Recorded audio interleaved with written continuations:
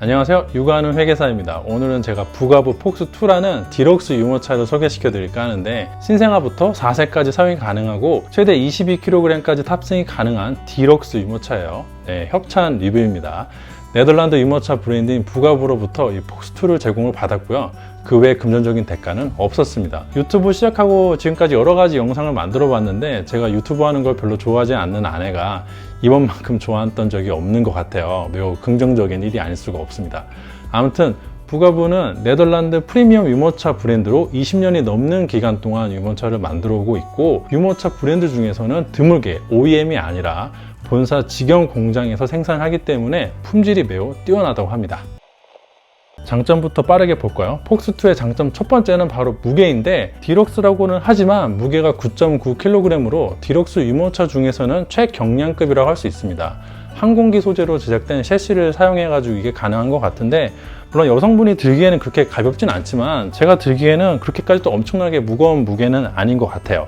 이게 검색을 해보면은 절충형 유모차 중에서 9kg대인 게 꽤 있거든요. 폭스2는 무게는 절충형이지만 스펙은 디럭스인 제품으로 다른 것보다 저는 이게 가장 마음에 들었습니다. 저희 집은 따로 절충형은 안 사도 될 것 같습니다.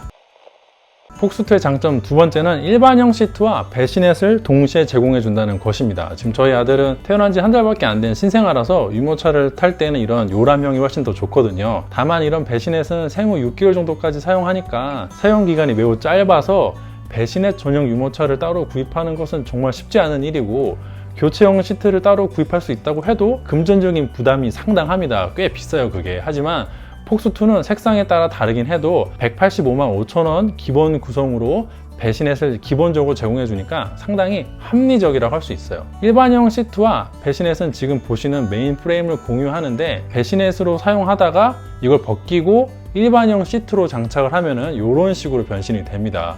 벗기고 씌우는 게 좀 귀찮긴 하지만 어차피 생후 5개월에서 6개월에 딱 한 번만 하면 되는 거니까 요거 요람형 추가 구입 비용을 생각을 하시면은 기쁜 마음으로 저는 할 수 있을 것 같아요. 아직은 아이가 너무 어려서 밖에 나가보지 못했지만 울고 보채면은 여기 태워가지고 집안에서 끌고 다니면서 달래곤 하는데요. 이게 주행감이 상당히 이게 괜찮아요.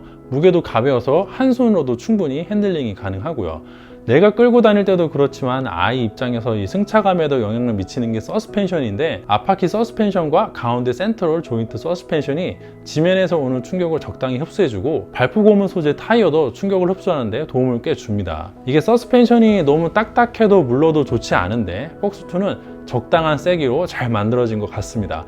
아이가 막 울다가도 유모차 태워서 굴리면은 금세 그치기도 하는데, 그걸 보면은 편한 건 확실한 것 같아요.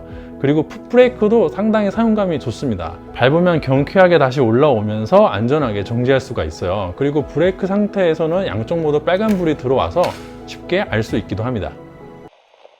그 외에도 사용상 편의점이 몇 가지 더 있었는데, 일단 해체하고 접고 다시 조립하고 피는 게 상당히 쉬운 편이라서 몇 번 해보니까 와이프도 혼자서 척척 해낼 수가 있었습니다. 실제로 하시는 걸 보시면은 앞바퀴 정렬시키고 뒷바퀴 브레이크 건 다음에 양쪽 버튼을 눌러서 손쉽게 시트를 제거할 수가 있습니다. 아이 엄마 혼자서 충분히 시트를 들어서 옮길 수가 있어요. 그 다음에는 핸들을 짧게 해서 레버를 당겨서 아래로 밀고요. 그 상태에서 앞바퀴 밀어 넣으면은 끝! 완전 간단하죠. 이게 끝이에요. 다시 결합을 할 때는 중앙에 있는 흰색 레버를 돌려서 락을 푸시고, 그 상태에서 먼저 앞바퀴 꺼내서 고정을 하고 손잡이 핸들을 들어 올리면은 준비가 됩니다. 그 다음에 시트를 들어서 메인 프레임에 고정을 시키고 한번 꾹 눌러주면 결합 끝. 이거 한두 번 해보시면 누구나 쉽게 순서를 외울 수 있다고 생각을 합니다. 누차 말씀드리지만 이게 무게가 가벼워서 이렇게 엄마 혼자서 할 수 있다고 보고, 트렁크에도 혼자 넣고 다닐 수 있을 것 같아요. 또 분리가 필요 없는 일체형 셀프 스탠딩 폴딩이 가능하다 보니까 외출해서 통로에 세울 때에도 유용하게 쓸 수 있을 것 같아요. 이것도 실제 하시는 걸 보시면은 시트가 장착된 상태에서